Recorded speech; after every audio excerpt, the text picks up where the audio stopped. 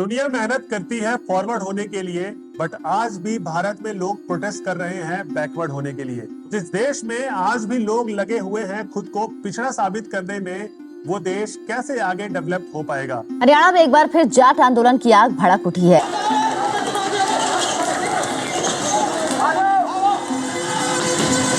दुनिया को अपनी ताकत का लोहा मनवाने वाले देश के लिए ये शर्मनाक है।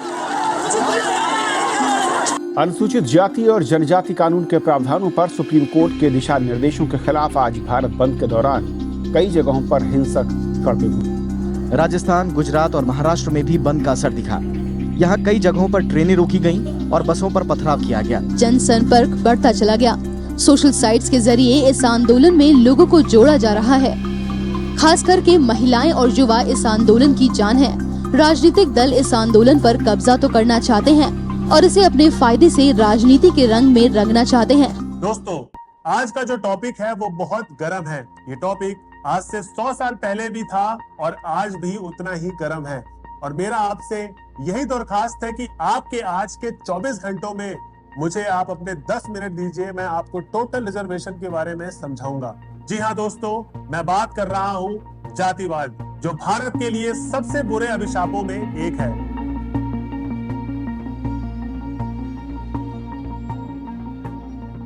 तो दोस्तों, आज की इस वीडियो में हम रिजर्वेशन के बारे में डिस्कस करेंगे डिटेल में। आखिर क्या है मेन मुद्दा, और जो ओबीसी का मुद्दा चल रहा है हमारे भारत में, आज उसके बारे में आपको मैं डिटेल में समझाऊंगा। दोस्तों, इससे पहले ओबीसी रिजर्वेशन को डिस्कस करें, इससे पहले कुछ डेटा डिस्कस करना ज्यादा जरूरी है, ताकि एक्चुअल ग्राउंड रियलिटी क्या है वो मैं आपको समझा पाऊं आसानी से।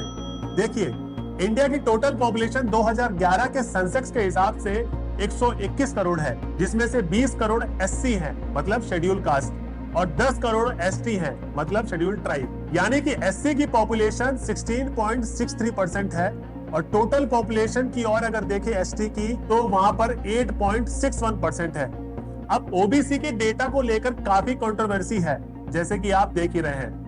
वो भी आगे आपको समझ आ जाएगा कि क्या है। लेकिन मंडल कमीशन के हिसाब से ओबीसी की जो टोटल पॉपुलेशन है वो 52% है, और एनएसएसओ के सर्वे के हिसाब से 41% है। तो मोटा मोटा अगर अवेलेबल डेटा के हिसाब से हम अंदाजा लगा सकते हैं कि टोटल पॉपुलेशन के अराउंड 75% बैकवर्ड क्लासेस है और बाकी की 25% जनरल कास्ट है। वही इस पॉपुलेशन में रिजर्वेशन की बात करें तो एससी की पॉपुलेशन 16.63% है और उनको 15% रिजर्वेशन मिला है, और एससी की बात करें तो उनकी पॉपुलेशन 8.61% है, उनको 7.5% आरक्षण मिला है। और ओबीसी की पॉपुलेशन की बात करें तो 52% है, उनको रिजर्वेशन मिला है 27%। अब दोस्तों, सवाल ये उठता है, क्यों हमारे देश के नेताओं ने ओबीसी रिजर्वेशन को चुनाव जीतने का बस एक चुनावी मुद्दा बनाकर रख दिया है।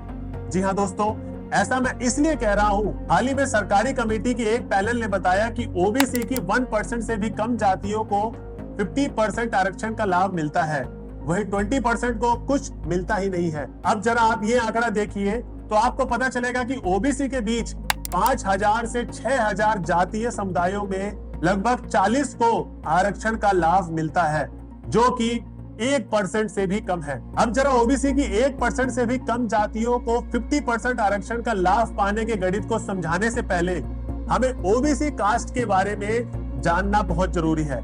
आखिर यह सिलसिला कहां से स्टार्ट हुआ था, जो आज इतना बड़ा मायाजाल बना हुआ है। दोस्तों, ये बात है साल 1953 की, जब कालेकार आयोग के गठन के साथ ओबीसी आरक्षण की यात्रा शुरू होती है।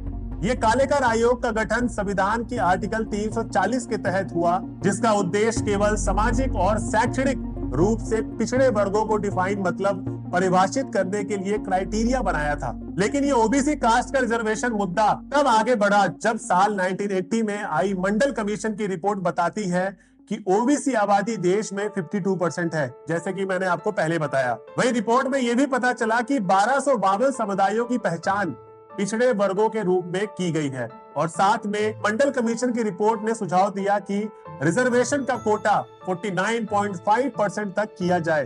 आपको पता ही होगा कि इस मंडल कमीशन की अध्यक्षता बीपी मंडल ने की थी, और इस रिपोर्ट को 1990 में लागू किया गया, लेकिन इस रिपोर्ट में जो सुझाव दिए गए थे उसके मुताबिक इस रिपोर्ट को लागू नहीं किया गया।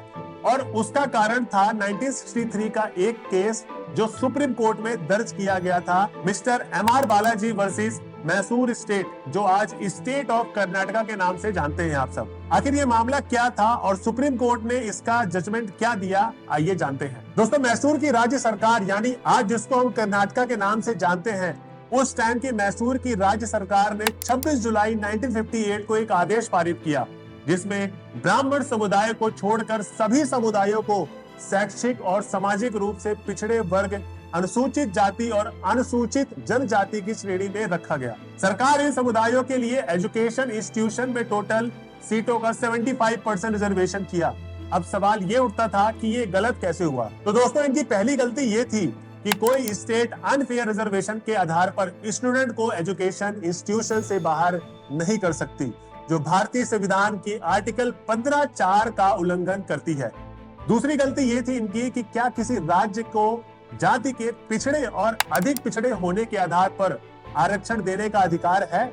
जी हाँ दोस्तों, नहीं है। आखिर अंत में जब जजमेंट आया तो सुप्रीम कोर्ट ने कहा कि मैसूर स्टेट ने जो आदेश दिया था वो आर्टिकल 15(4) के जरिए से स्टेट को दिए गए संवैधानिक अधिकारों का दुरुपयोग हुआ है और इस आदेश को रद्द कर दिया जाना चाहिए।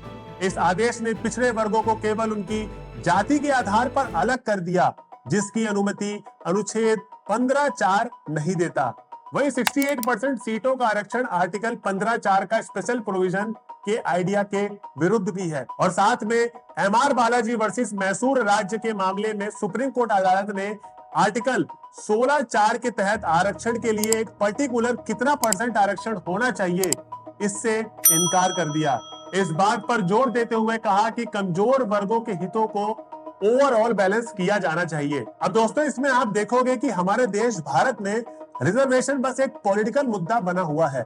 किसी भी नेता को रिजर्वेशन की बात उठानी होती है तो वो बस चुनाव के टाइम पे ही बात उठाता है। रिजर्वेशन सोशल इश्यूज की जगह एक वोट बैंक की पॉलिटिक्स बनती जा रही है। अब इसको मैं आपको एक एग्जांपल के थ्रू समझाता हूँ। इसको आप ऐसे समझ सकते हो, मान लीजिए अगर मैं किसी तरीके से सिस्टम में घुस के किसी भी तरीके से एक पर्टिकुलर कम्युनिटी के लिए रिजर्वेशन लेकर आ जाऊं, मेरी आने वाली पीढ़ियों तक को भी उस कम्युनिटी से वोट मिलेगा। वहीं अगर मैं डेवलपमेंट वाला रास्ता चुनूंगा तो ये रास्ता थोड़ा लंबा होगा और ये बोरिंग वाला भी रास्ता होगा। और अगर मैं सिस्टम में घुस के किसी कम्युनिटी का रिजर्वेशन हटा दूं तो मुझे और मेरी आने वाली पीढ़ी तक को उस कम्युनिटी से वोट नहीं मिलेगा। यही रीजन है कि हमारे देश की हिस्ट्री में आज तक किसी की हिम्मत तक नहीं हुई है कि वो रिजर्वेशन को हटा सके। और हर बड़ा नेता कैसे न कैसे करके अपने वोट बैंक के लिए रिजर्वेशन लेकर आता है और इस पूरे सर्कस के चक्कर में एक्चुअल में जिसको रिजर्वेशन की जरूरत थी उसको स्ट्रगल करना पड़ता है। वोट बैंक्स की पॉलिटिक्स के चक्कर में हमारे कॉन्स्टिट्यूशन को मल्टीपल टाइम्स अमेंडमेंट किया गया है, जैसे कि 77 में, 81 में, 82 में, 85 में, 93 में। ये सारे अमेंडमेंट किए गए। हमारे कॉन्स्टिट्यूशन में रिजर्वेशन को लेकर हर पार्टी के जो बड़े नेता हैं वो रिजर्वेशन का सपोर्ट करते हैं और उसी पार्टी के छोटे छोटे नेता वो रिजर्वेशन को हटाने की बात करते हैं ताकि लोग आपस में ही उलझे रहें।